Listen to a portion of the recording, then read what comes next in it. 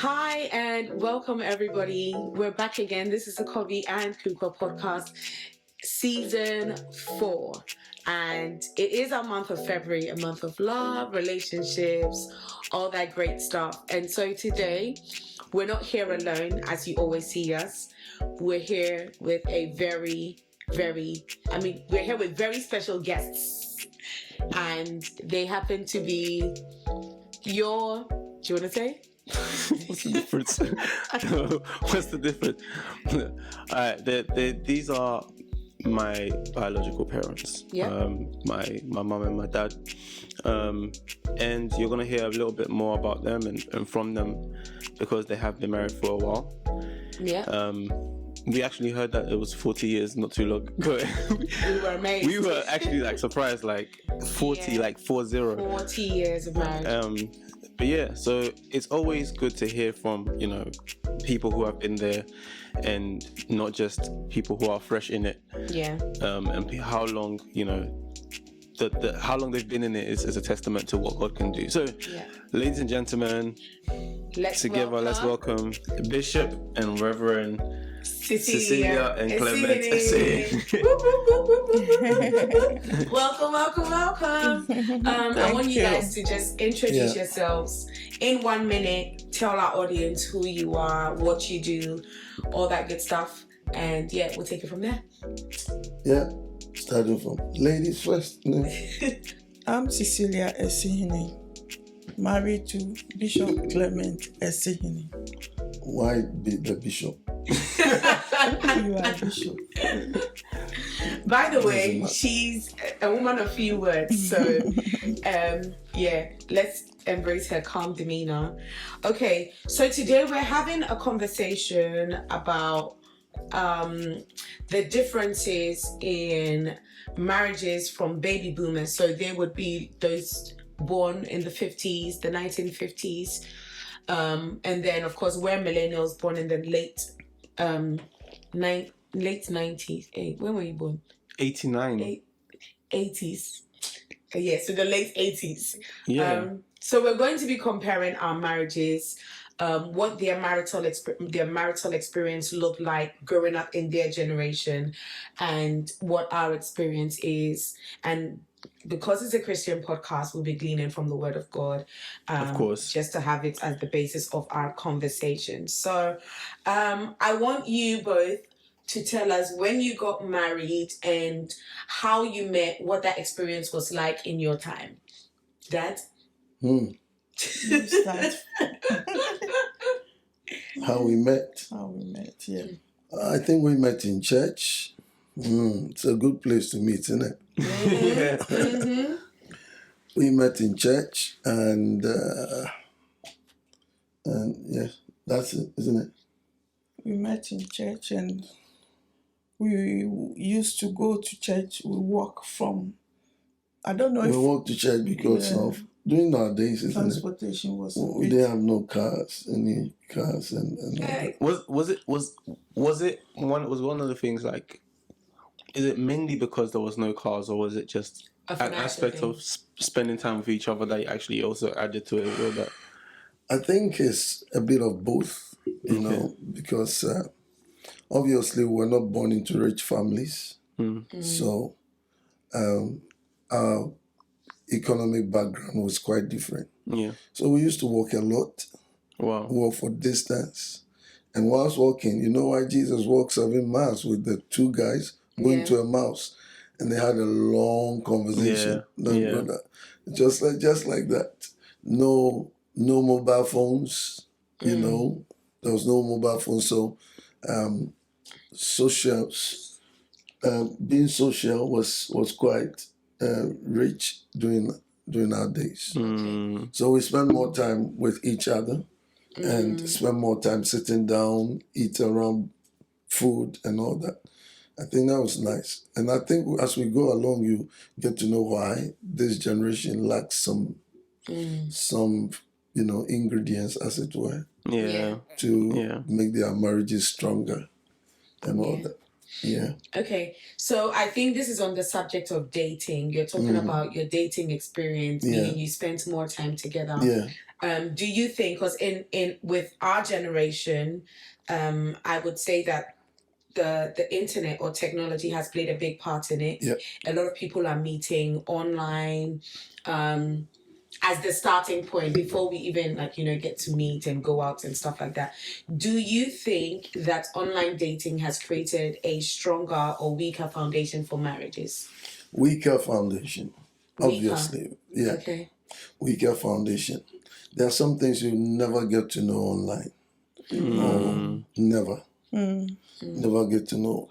And this generation has something I call a social self and an essential self.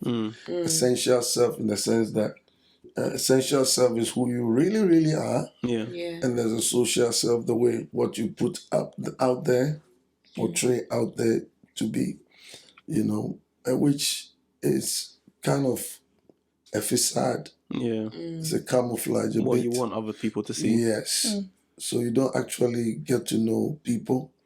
But because you've had a conversation and people are sweet talkers, it can catch you into the thing. You think, well, she promised me this, but I'm seeing something different. Yeah. He said this, I'm seeing that. But during our days, it was raw.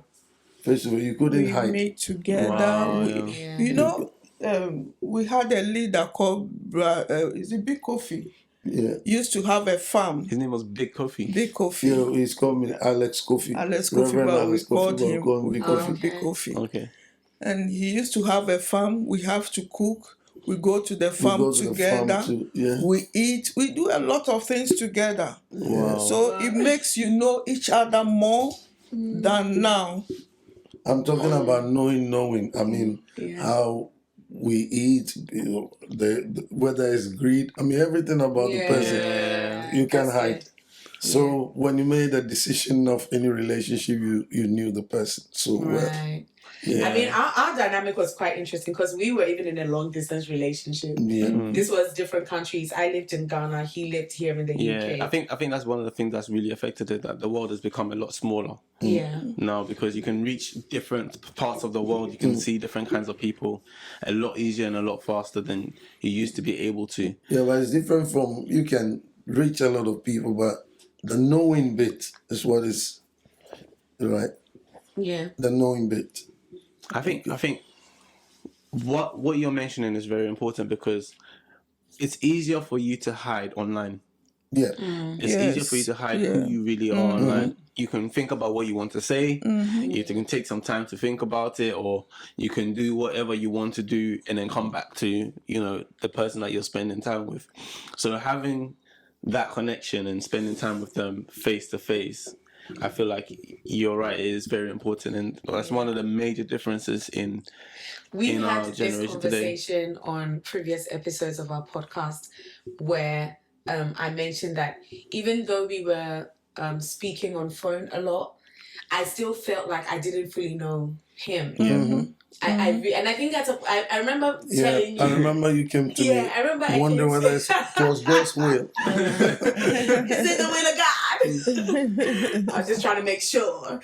But there was a part of me that felt like I didn't really know him too well. Of course, I knew who he was. I knew his dad. I knew he was in ministry and stuff like that. But on a personal level, I felt like I didn't really know him. So that, put me a bit of in a state of like a hesitation. Am I sure? Am I not too sure? Is it going to work out? So I think it makes a great point to say that sometimes the online experience creates a filter. Help, yes. It creates a filter where you don't really get to experience who they are. So I'd say we can't do anything about it now because right now there's lots of online experience and dating, but you want to prioritize your face-to-face dating. Getting to know them. You can start online, but as soon as you feel like, okay, this is someone I want to talk to, you want to prioritize the face-to-face so you have a full experience. I think the Bible also gives us a guide as to, Jesus calling his 12. I mean, getting to know somebody is It's a principle. I mean, you have to be. Jesus called 12 disciples. The Bible said to be with him. Wow. And that he might send them forth to preach. Nobody could ever witness about God, testify about God without being with God. So you see, that truth is there. So no matter how you get to know somebody online, it's never like getting closer and spending time with the person. Wow. Yeah. That's special. On that point, we want to know if you've been married for 40 years. That still shocks me. But you've been married for 40 years. We've been married for 8 years. Do you think, in terms of like the longevity of marriages, or how long people stay married, do you think your generation had longer lasting marriages compared to our generation? Because I'm sure there was divorce in your time, but because there was not much of the social media exposure, if someone was divorced, it was quiet. You wouldn't know. It's just within the circles. But without a world, there's so much exposure that you could be divorced today and the next day, the whole world knows about it. So I want to know what it's like with your experience. Did you guys hear of divorces a lot? Do you think your marriages were lasting longer than our marriages are? Personally, think I didn't hear a lot of divorces. Yeah, it was very rare to hear somebody was divorced. One thing was that one, especially the women could really endure. Yes. No matter, they accepted, which was not right though, but they accepted that men are always men and they can mess about. So they settle somehow, if a man goes to mess up or becomes unfaithful, I mean, they can tolerate it and keep the marriage going instead of looking at what he's done, unlike this generation where even looking at another woman is cheating. It's not even looking. Even just the mere fact that they are within your space. It's cheating. And so people just trigger and, so we hardly heard about divorce. Hardly heard about divorce.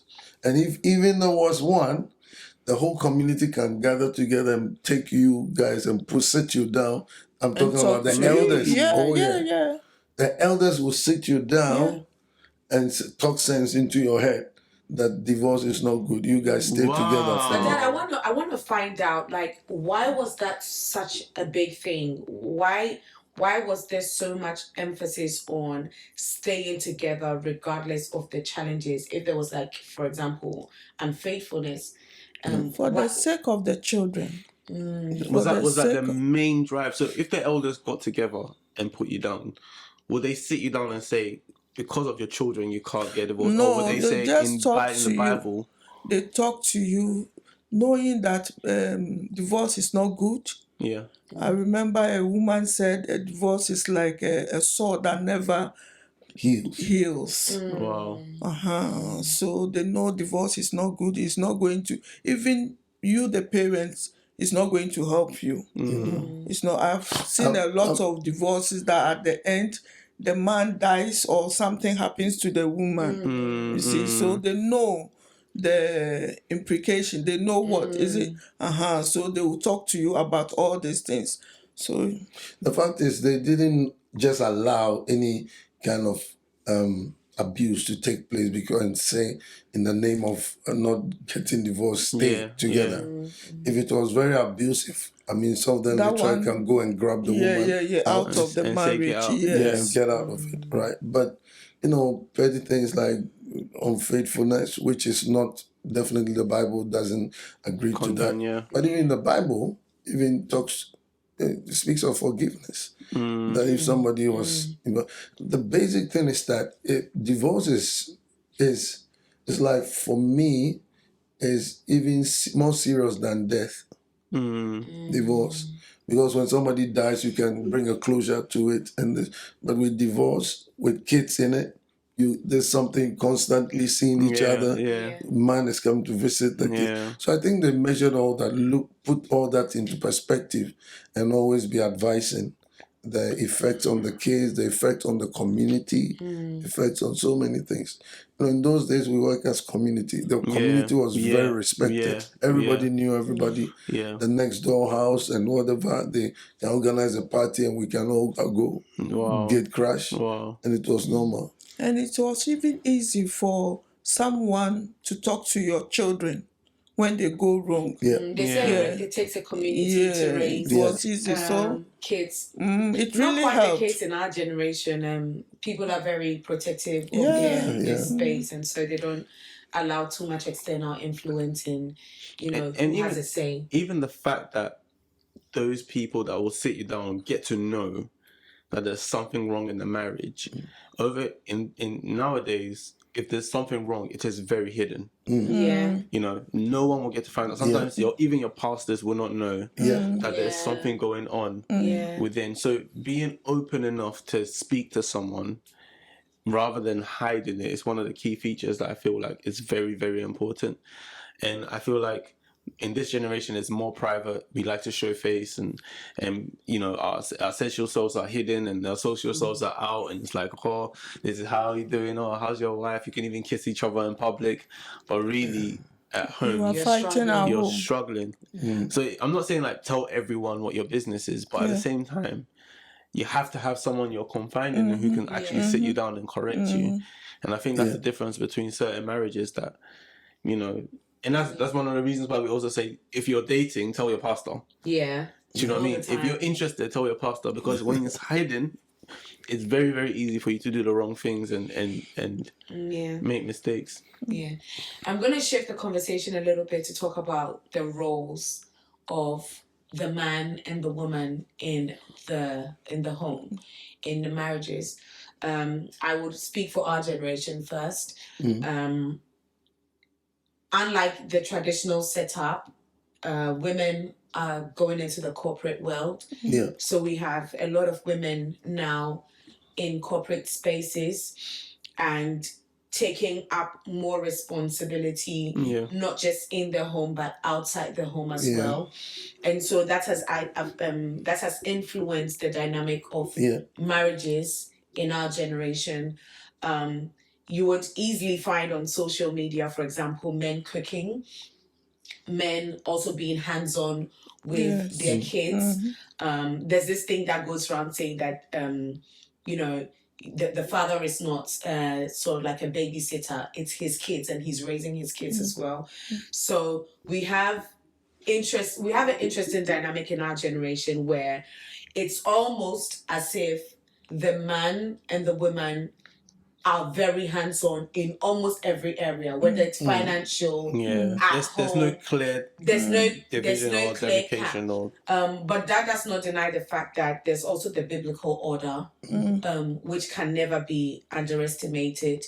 As much as, let's say, a woman might be earning more than a man, it doesn't change the fact that the man is the head and is the provider for the home. So there are those things that are, I would say, quite unique to our generation.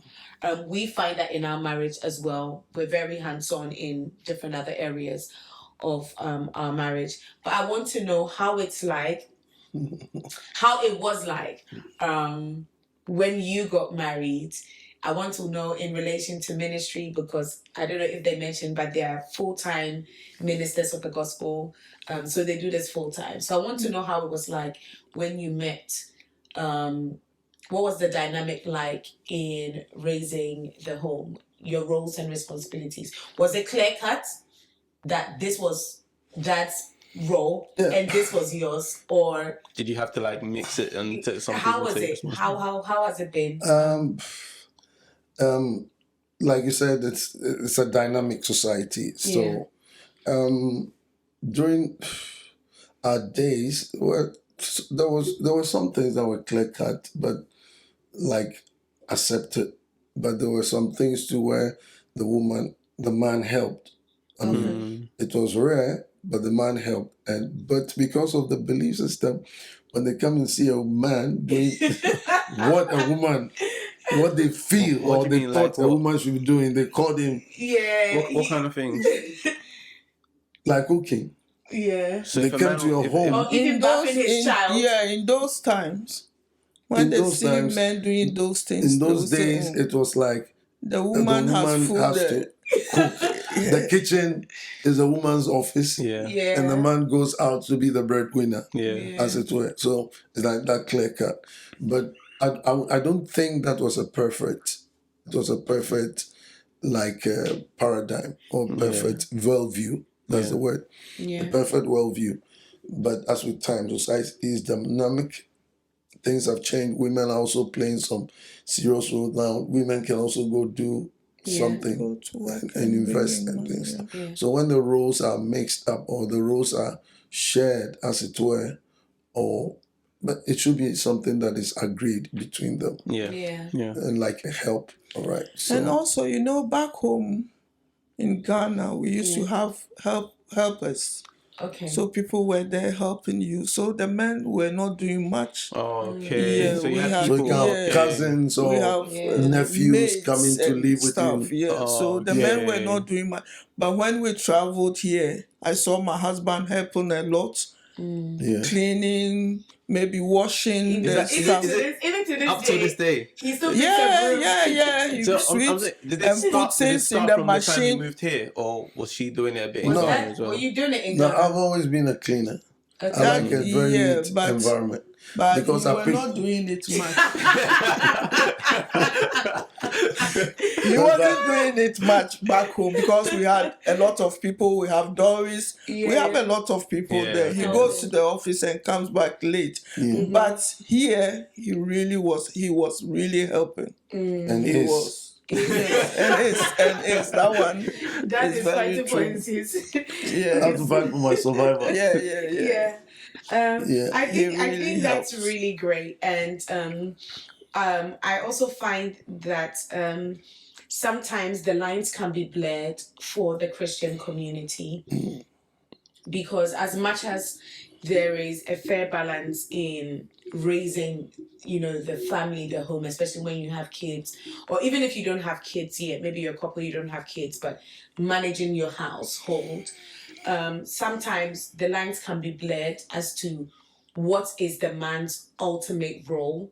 And I'm speaking from a biblical perspective. What is the man's ultimate role and what is the woman's ultimate role? Maybe I'll ask that. Yeah, I think the ultimate is for you to be the leader. Okay. Be the leader, guide, give a clear-cut direction as to where you're taking the family. Discipline. Yeah. Discipline. The discipline is part of all the leadership factors we're talking about. So the ultimate is the discipline. The mother is supposed to be supportive, helper. She doesn't ultimately make the decision except she's been delegated to make the decision. Yeah. So leadership, I think, and be the priest also in the house. If you're a Christian, I believe our audience maybe we never know whether there's a Muslim also watching there. Yeah. But these things are things that should happen in the house. Yeah. Which naturally I think we all got to know, whether from the Quran or from the Bible, the role of a man. A man is a man. A man ought to be respected. Respect like this, whether it's Christian or Muslim, you need to respect your husband and things like that. But I think some of the roles are so clear that Eve was supposed to be a helper, not a doer, but a helper. So if the women are helping, the man shouldn't relax. Be the priest, be the leader. Dress the garden and keep it, God told Adam. So you are to initiate the dressing, and stuff like that. And so the Bible has helped us in guiding us to know the role of both is it the man and the woman. and the woman. So you can even see that God gave the responsibilities to the man before he created the woman. Yeah. And on that subject of, women doing more and in the aspect of finances, do you think that money has played a big role in either making or breaking marriages? I know it was quite different in your time. I'll let you speak to it, but my perspective is that, finances was not much of a big deal. Yeah. It's like maybe what you had, you were happy with. Society has evolved a lot now that money is a big factor in our society. It's almost like, for a lack of a better way of saying it looks like it's what even defines people now. Yeah. I think everything leads to making money from it. Yeah. And that was the kind of, I don't know if that's what you're going to ask. Was that the same kind of dynamic there, or was it because it feels like a lot of things nowadays are money driven. Yes. And it's more about how much can we make out of it? What can we do that can bring more in? But was it the same way when you were young, you were getting married? Were you sitting down thinking, we need to make more money? How can we make more money? Or was it more of the man thinking, I need to provide? How can I provide? And the woman thinking, I'll leave it to you. What kind of dynamics did you have? I think this generation of this millennium baby boomers, or I don't know what they call it. So we are millennials, and then you're. I think you are baby busters. And then which one's the latest one? Gen Z. Gen Z. Gen Z. Yeah. I don't know. But listen, society has become very materialistic driven. Materialistic driven. I think that's what has caused that. And I don't know whoever gave the stereotype of how a society should be, like everything being driven by money and finances. Yeah. And somebody might have created it. And ultimately we know who it is, who created the system, the God of this world. And so everybody thinks it's money who defines you. It wasn't so in our days. No. Our days we were taught to be content with whatever we had. And you were happy. We were happy. Grew longevity was our portion all the time. People grew gracefully. And they didn't age too early compared to these times when, because of the drive of money, people stress up too quick and stuff like that. So our generation was very relaxed. We were taught to be content if you have it. And you were taught to be careful about money too, because it was the root. The love of it was the root of all evil and stuff like that. Do you think that's more to do with the generation that has passed, or more to do with us living in different countries? Because in Ghana, I find that a lot of people are more content with what they have and a lot more relaxed with what they have. No. Is it not? No, they still want money. You see, like I said, they want money. A picture has been created now as to where the picture came from, but I believe it's as whether we picked it from other countries. It varies, but in general, everybody now is like, this generation is going all out to be rich. Everybody, and I think to some extent it's also the gospel that has not been put in the right perspective. The prosperity message, and so when their lives doesn't, parallel that of what the Bible has said, they think they are failing. So there are a lot of factors that and poverty mindset. Poverty is also something that is, now that everybody knows that, listen, poverty is not good. It's okay. It's stuff like that. So I think it's a lot of factors. But hey, the bottom line is this generation is really being driven by money. It's defining them. But I think one or two people who understand life better don't allow money to rule them. Especially the rich people. Some people have become very rich and now they are giving it out. They've gotten to the point where they realize this thing is not what matters. I saw something really interesting online. I was going to send it to you. I don't know if I did. But a man, when they interview people on the streets randomly and they say, so they ask the man, how much money do you have? He said, he's not going to tell how much, but he's reached the millions. And after he reached a certain amount, he realized that, why am I stressing? Like, it was after you reach a certain amount that you come to the realization that the chasing of the money. It's a facade. Yeah, like chasing because money. You like get right money He's got everything he needs, but it doesn't bring And what he brought, what he thought it would bring to him. somebody also did a social experiment, held money and flowers in the Western world, and this is so funny. Showed the two to different people. It's a social experiment, and every white person took the flowers and not the money. And go to a black man. Hey, give me took my the money. Yeah. I'll take So what do Of I do? course, I'll take the money. What am I doing with flowers? But it's said a lot to me that the Western world has gotten to a point. This was done in the Western world. Yeah. It's gotten to a point where they realize after all, money is not everything. Like you said, money is not everything. And so some of them were asked, why do you choose flowers over money?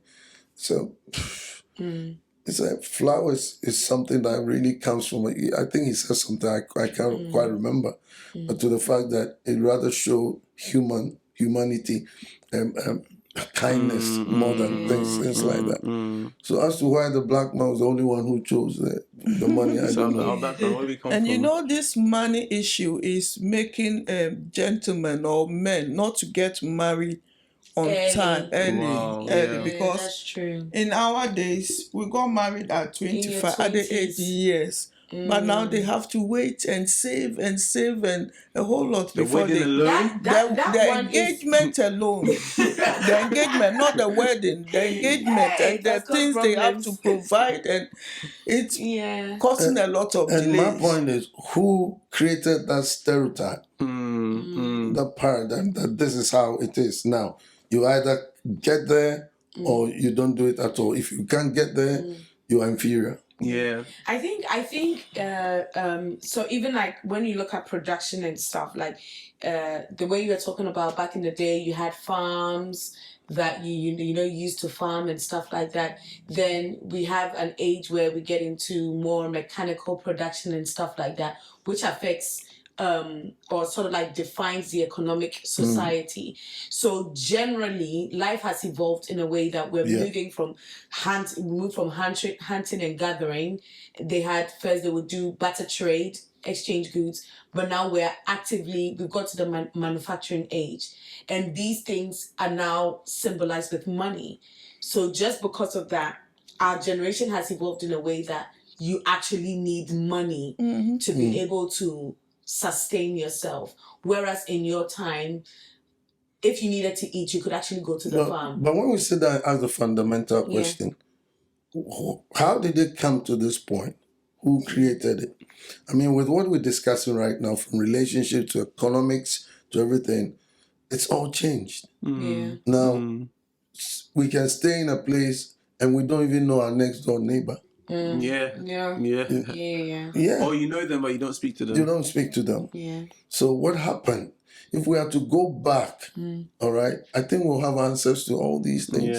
And life will be better. But people are still running. Life will be better. People are still running and they don't know where they're going. So somebody ought to slow society down. Dad, I think social media has played a big part in that.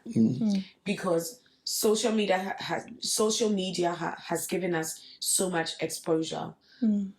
It would have been a big deal in your generation to meet a millionaire. Right now, it seems not much of a big deal to know a millionaire, because we see them all the time on our phones. We see their life, we see their daily lives. So as much as it is practically, I don't want to say hard, but it's a challenge to actually become a millionaire. It feels like it's within reach, because really and truly it's within reach on your phone. And you feel like you can take the steps there. So I think a lot of, maybe in your time, the people who had a lot of money and whatever, as time has gone by, all of these things have been put on social media in a way that you feel, I want that.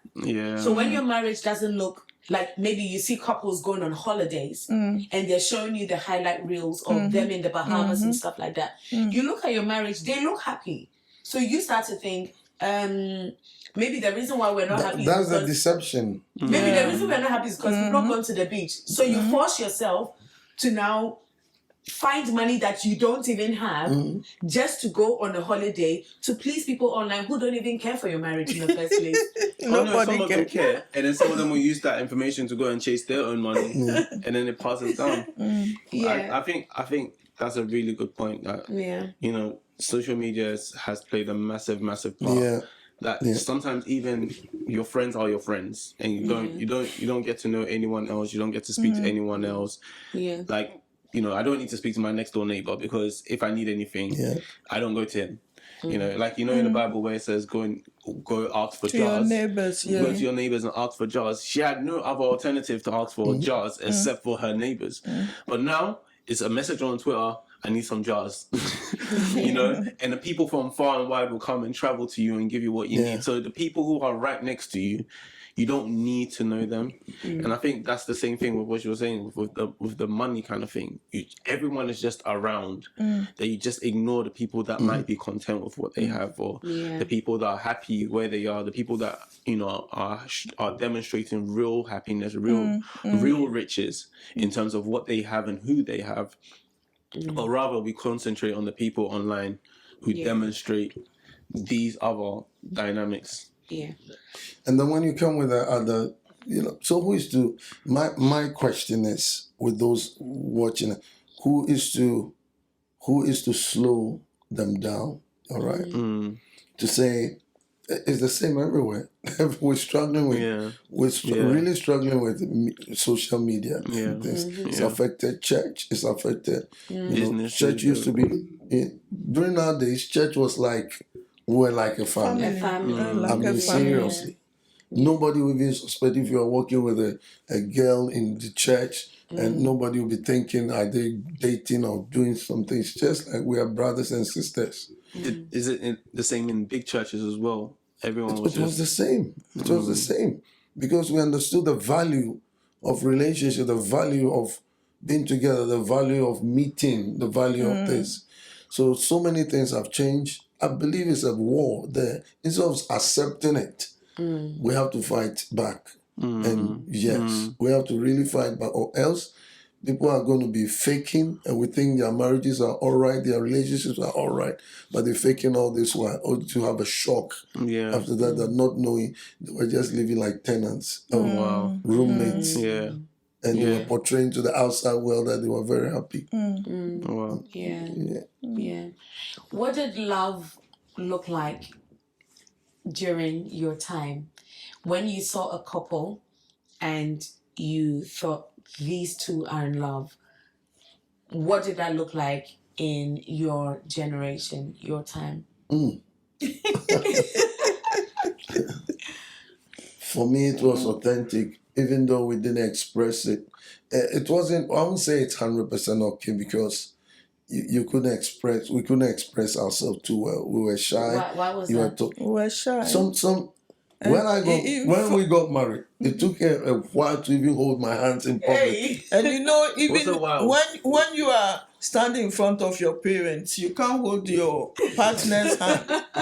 So that, even after you're married, or there's some of the things that were real. That didn't help us. It didn't help. So that is the aspect. We were not expressive. We couldn't express by touching, by holding.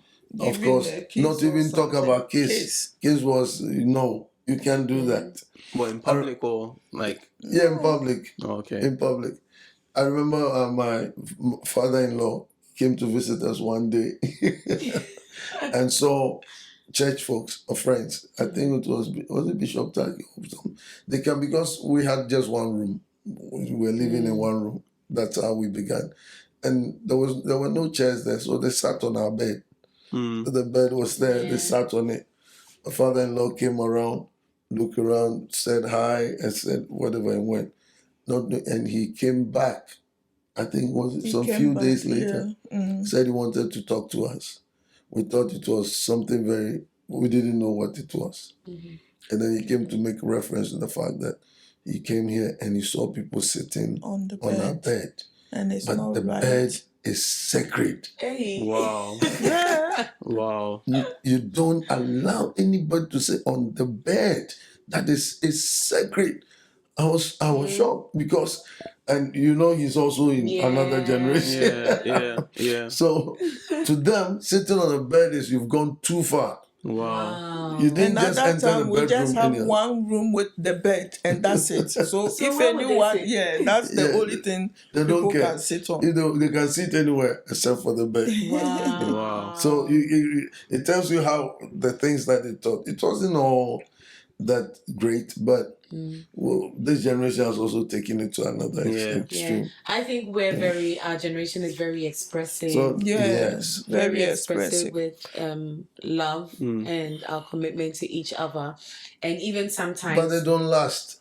But they're fake. That's what I was going to say. They can fake too. That's what I was going to say. They have picked the easiest things that demonstrate love as the demonstration of love. Yeah. I mean, kissing, hugging, holding hands, anyone could do that. Yeah. But it's the ones that, the dedication, the hard work, the commitment, those ones people don't put out anymore and say that look how long they've been married.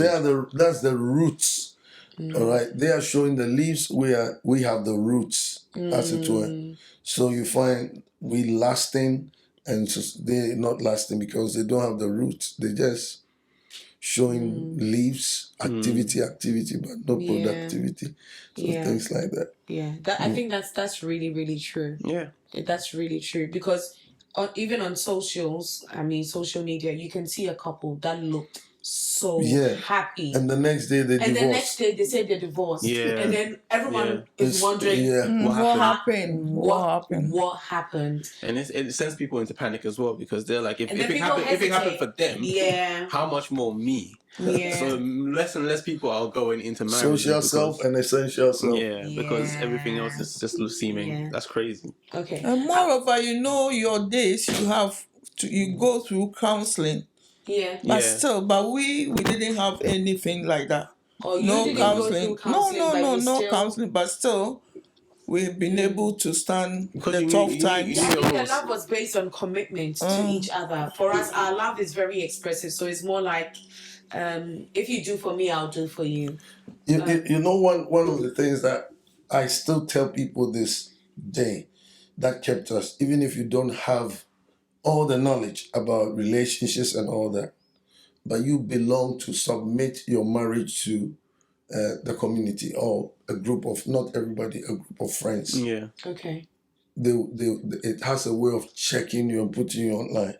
It's like if I'm messing about, Bishop Taki can call me and say, hey, stop that nonsense. Yeah. Things like that. Everybody was everybody's like a policeman. Yeah, everyone looked after each other. They watched over each other. So it kept the relationship going, and you have to listen to them because it was what we call covenant relationships. Wow.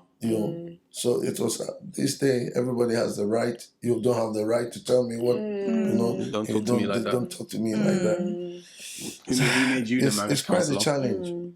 It's quite a challenge. But do you think that there's anything in marriages, in millennial marriages, that the older generation can pick up and learn from? And okay, so let me just make it a bit more clear.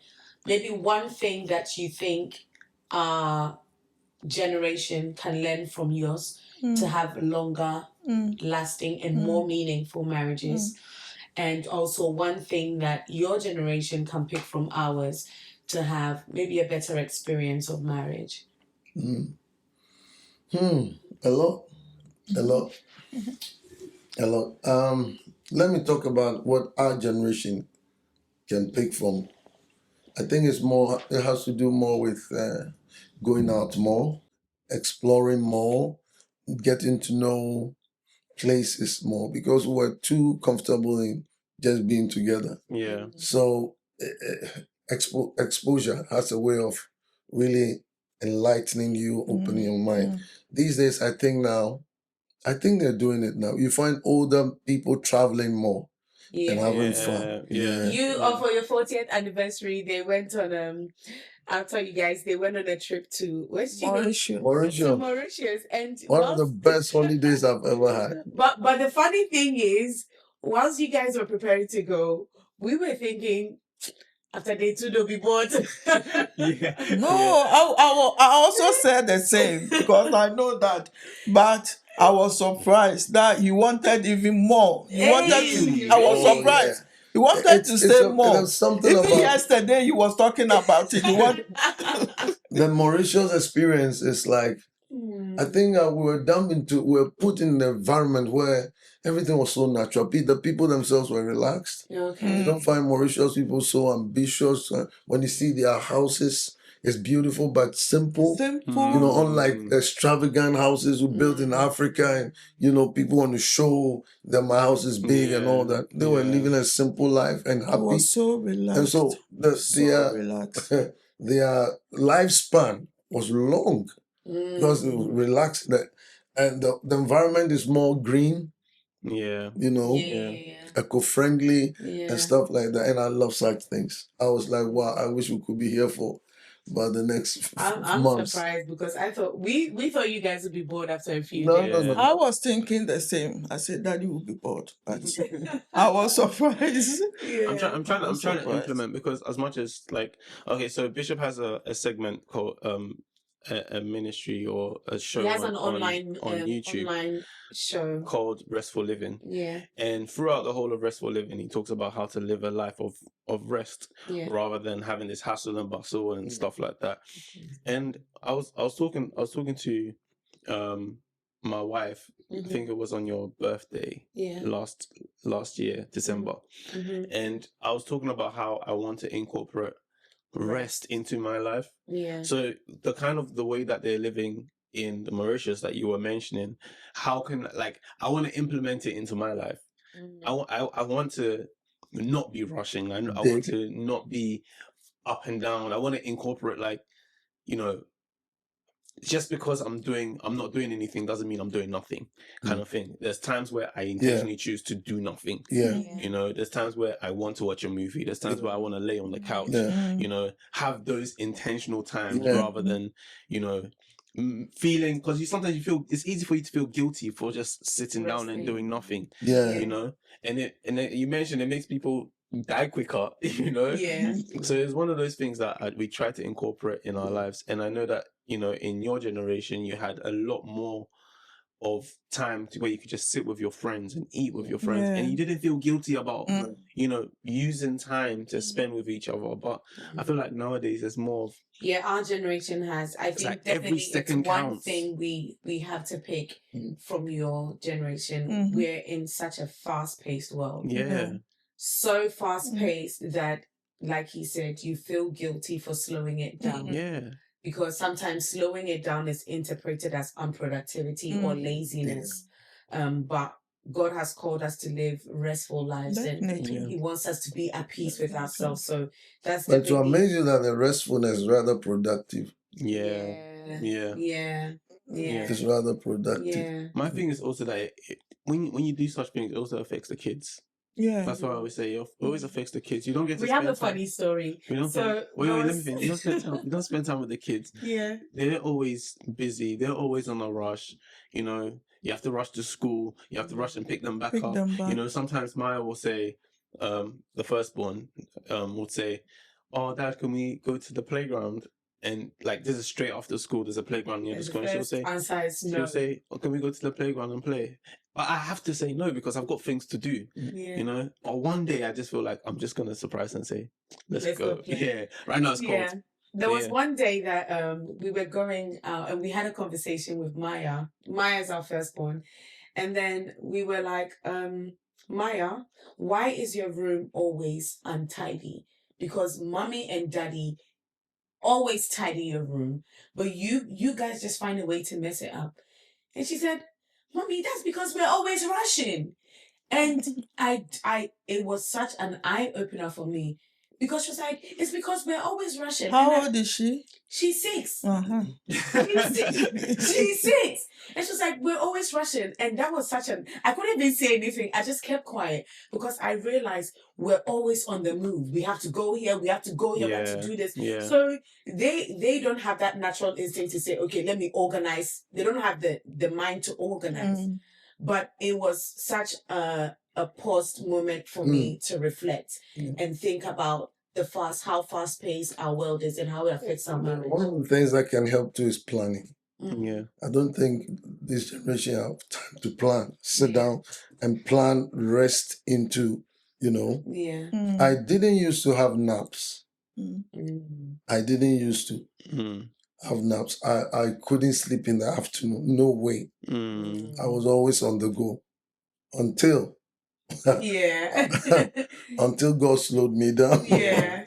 All right. So I'm learning to incorporate naps into my at least an hour of nap or something that helps. Yeah, so if you don't plan if you don't plan to do that, even if you can an hour, but 15 minutes naps here and there, I'm telling you, you're going to break down. So people in Spain they call it siesta. Yeah, they have time, intentional time for rest. In school, it was compulsory. In school, in secondary school, those who went to the boarding house, after lunch you have siesta. You must go for an hour sleep. It was compulsory. That is my generation, secondary school. Even I used to do it as well. Called siesta. So straight after lunch, you go and sleep for 1 hour. And then you get on with your day. Because they know the students are constantly using their minds, so they want the refresh mind for the next day and things like that. Just not doing that. Yeah. Okay, so Dad and Mom, what's your takeaway from this conversation? I want you to speak to our audience, and I want you to speak. Well, most of our audience would be millennials or Gen Z. I want you to speak to them, particularly in the area of relationships and marriages, how they can better position themselves to have healthier and longer lasting marriages and relationships. Mom, do you want to start? I would say marriage is not a competition. That's a I good think one. sometimes people look at others and want and compare or want to have the same, which brings a lot of pressure and also misunderstanding in the marriage. If you be content with what you have and do what you can do to make your marriage work, do what you can do, the little things you can add to your marriage. I think it's very important to do that to make the marriage work. So please don't compare yourself. Don't be don't let social media deceive you. Yeah. Social media deceive you. Dad?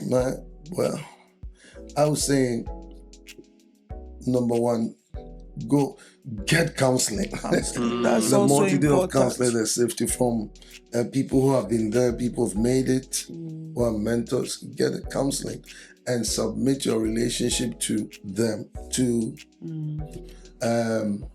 Submit your relationship to authority figures who guide you and who make you accountable for whatever it is. And I think you make it. They have a wealth of experiences to let you know how relationships work. So I think there's a lot, but that's what I'll say. Thank you. Okay. Final takeaway. I admire some of the aspects of the some of the things that have been missing in marriages nowadays, and most of the time it's the things that you need that are misplaced and have been lost because of the kind of lifestyle that we live and the kind of things that we have to do. Sitting down and eating together is getting rarer and rarer because everyone is just sit down in front of the TV, watch TV. That reminds me, that's what we're doing when you guys were with us in our house. We picked that up for our home. Yeah, we do it every day. We do it every day. When we go on the dining table, we don't have our phones and tablets. Brilliant. Every single night we have dining. Well, now we have stopped. So I think we have to take it back. Both of us. With the children. Which children? All our kids are gone. But they're bad for. They won't sit.